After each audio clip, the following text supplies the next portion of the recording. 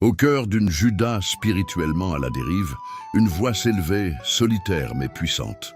C'était celle de Jérémie, le prophète que Dieu avait choisi, non pour annoncer la gloire, mais pour avertir de la désolation à venir.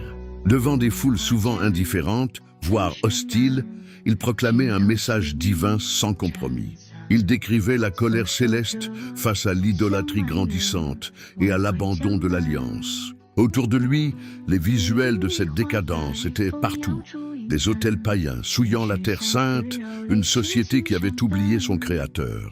Jérémie, le cœur brisé, était le témoin impuissant d'une nation courant à sa propre perte, un messager dont les paroles résonnaient dans le vide. Malgré la clarté de ses prophéties, le peuple de Juda et ses dirigeants s'enfonçaient dans le déni.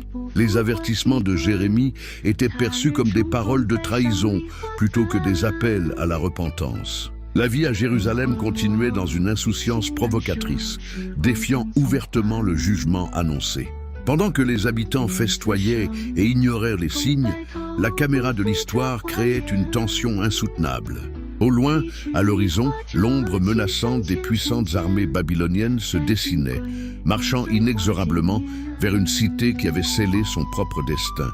L'invasion n'était plus une prophétie, mais une certitude imminente. Le jour funeste arriva finalement et la fureur de Babylone s'abattit sur Jérusalem. Les murs fortifiés, qui semblaient imprenables, furent brisés avec une violence inouïe.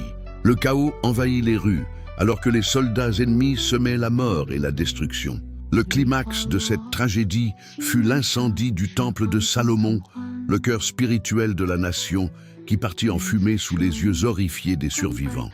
La ville sainte n'était plus qu'un champ de ruines fumantes. Dans ce décor apocalyptique, les scènes de désespoir atteignirent leur paroxysme. Le peuple hébreu, vaincu et humilié, fut enchaîné et emmené en captivité vers une terre étrangère. Au milieu des décombres de sa patrie, Jérémie contempla la terrible concrétisation de ses propres paroles. Ses larmes devinrent des mots, ses lamentations un héritage pour l'éternité. Assis seul parmi les ruines, il pleura la tragédie de son peuple, méditant sur les conséquences fatales de la désobéissance et de l'orgueil. Ses écrits, connus sous le nom de Livre des Lamentations, ne sont pas seulement le récit d'une catastrophe historique, mais aussi un puissant rappel intemporel. Ils nous enseignent que l'ignorance volontaire des avertissements divins mène inévitablement à la souffrance, mais que même dans les cendres du jugement, la graine de l'espérance et de la miséricorde divine demeure, dont le cœur est brisé par la détresse de son peuple. C'est Jérémie, choisi par Dieu non pour annoncer la paix, mais pour crier l'urgence du repentir. Son visage, marqué par une profonde tristesse, reflète le poids des prophéties qu'il porte. Autour de lui, la vie continue dans l'insouciance. Tandis qu'il proclame les avertissements divins avec des gestes désespérés, la foule l'ignore, se moque ou le rejette avec colère. Les scènes de son ministère sont juxtaposées à des images frappantes de l'idolâtrie et de l'injustice qui gangrènent la cité sainte, montrant le fossé grandissant entre Dieu et son peuple élu. Avec une constance inébranlable, Jérémie livre les messages de Dieu sans concession. Il dénonce la corruption qui a envahi jusqu'au temple, accusant prêtres et faux prophètes de bercer le peuple d'illusions. Il rappelle l'alliance rompue, le pacte sacré bafoué par l'adoration d'idoles de bois et de pierre. Mais ces paroles se heurtent à un mur d'indifférence. Le peuple de Juda, obstiné, s'enfonce dans ses péchés. Des visions symboliques ponctuent son discours. Une épée tranchante, une famine dévastatrice et une peste mortelle, les trois fléaux annoncés qui s'abattront sur la nation rebelle. La caméra, par des mouvements lents et lourds, capture le sentiment d'une catastrophe imminente, tandis qu'à l'horizon se profile déjà la menace implacable des armées babyloniennes en marche. La terrible réalité finit par rattraper la prophétie. Les puissantes murailles de Jérusalem ne sont plus qu'un obstacle dérisoire face à la machine de guerre de Babylone. La ville est assiégée et les cris d'angoisse remplacent les chants d'insouciance. Bientôt, une fumée noire s'élève du temple de Salomon, autrefois splendeur d'Israël, désormais en proie aux flammes dévorantes. La cité n'est plus qu'un champ de ruines. Le point culminant de cette tragédie est l'image de Jérémie, le prophète des larmes. observant avec une douleur infinie les longues colonnes de ses frères et sœurs emmenés en captivité, la réalisation poignante de chaque avertissement qu'il avait si désespérément proclamé. L'héritage des avertissements de Jérémie résonne au-delà des ruines de Jérusalem. Assis au milieu de la désolation, le prophète médite non pas sur la colère de Dieu, mais sur sa justice parfaite et sa patience épuisée. Son histoire souligne avec une force tragique l'importance vitale de l'écoute et de l'obéissance aux paroles divines. Le message de Jérémie demeure intemporel. Il nous met en garde contre les dangers de l'endurcissement du cœur et de l'ignorance volontaire des avertissements. Il est un appel constant à la vigilance spirituelle et à la nécessité d'un repentir sincère avant qu'il ne soit trop tard.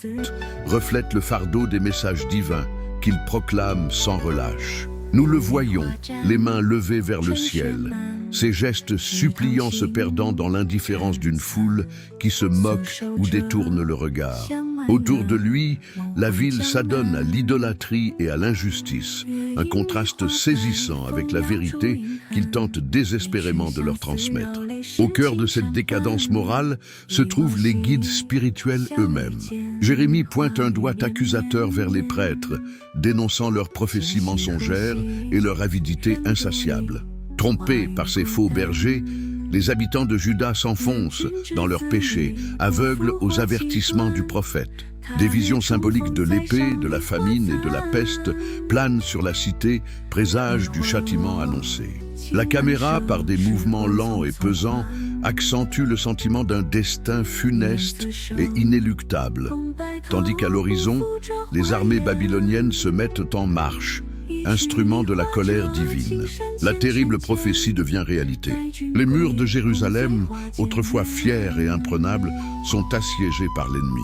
Les cris de terreur et de désespoir remplacent les chants impies. La fumée noire s'élève du temple, consumée par les flammes, et la ville n'est plus qu'un champ de ruines. Le point culminant de cette tragédie est atteint lorsque Jérémie, le cœur brisé, observe son propre peuple être emmené en captivité. Chaque pas des exilés sur la route de Babylone est une confirmation douloureuse de ces paroles, une matérialisation de l'avertissement divin si longtemps ignoré. Devant ce spectacle de désolation, Jérémie médite sur la justesse inéluctable des jugements de Dieu.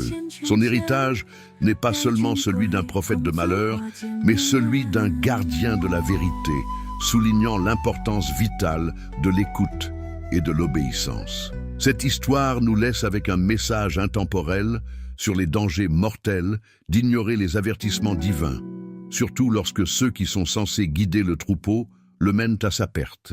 Elle est un appel puissant et éternel à un repentir sincère, seule voie pour échapper au jugement et retrouver la grâce, portant un message que personne ne veut entendre. Autour de lui, la scène est tout autre. De faux prophètes, parés d'opulence et de sourires trompeurs, promettent paix et prospérité. Ils sont les vedettes du moment. Leurs paroles douces, comme le miel, caressent les oreilles d'une foule en quête de réconfort. Visuellement, le contraste est saisissant. L'austérité de Jérémie, ses vêtements simples et son visage marqué par l'angoisse, tranchent avec l'éclat factice de ses adversaires. La foule est partagée. Un instant captivée par la ferveur de Jérémie, puis rapidement séduite de nouveau par les illusions de facilité. La tension monte inévitablement. Les confrontations deviennent directes, publiques. « Vous annoncez la paix, mais il n'y a pas de paix !» s'écrie Jérémie, son doigt pointé vers ceux qui égarent le peuple. Il brise une cruche en terre pour symboliser la rupture imminente. Un geste dramatique qui rencontre le mépris et les rires arrogants des faux prophètes. Ceux-ci, confiants dans leurs mensonges, le rejettent avec dédain. La caméra capte la fureur et le désespoir sur le visage de Jérémie, puis zoome sur les expressions suffisantes de ses rivaux. Des images symboliques ponctuent la scène. Des idoles dorées, adorées en secret, des traités politiques fragiles, célébrés comme des garanties de sécurité. Chaque parole de Jérémie est un défi lancé à une nation aveuglée. Puis, l'horizon s'assombrit. Les avertissements que l'on croyait être les divagations d'un fou commencent à prendre une forme terrifiante. Les armées babyloniennes, puissantes et implacables, apparaissent au loin. Les murs de Jérusalem, autrefois symbole de sécurité, deviennent les contours d'une prison assiégée. Les prophéties de paix se révèlent être des chimères. Le point culminant est tragique. La ville sainte est envahie, le temple brûle, et le peuple, affamé et désespéré, comprend enfin. La vérité des paroles de Jérémie éclate au milieu des ruines, tandis que les faux prophètes, confrontés à la dévastation qu'ils avaient niée, voient leurs mensonges s'effondrer avec les murs de la cité. Au cœur du chaos, Jérémie se tient debout, justifié mais le cœur brisé. Son histoire n'est pas celle d'un triomphe joyeux, mais le rappel poignant de la valeur de la vérité, même lorsqu'elle est douloureuse. Son héritage est une leçon intemporelle sur l'importance cruciale de discerner les voix, de distinguer le message divin des flatteries humaines.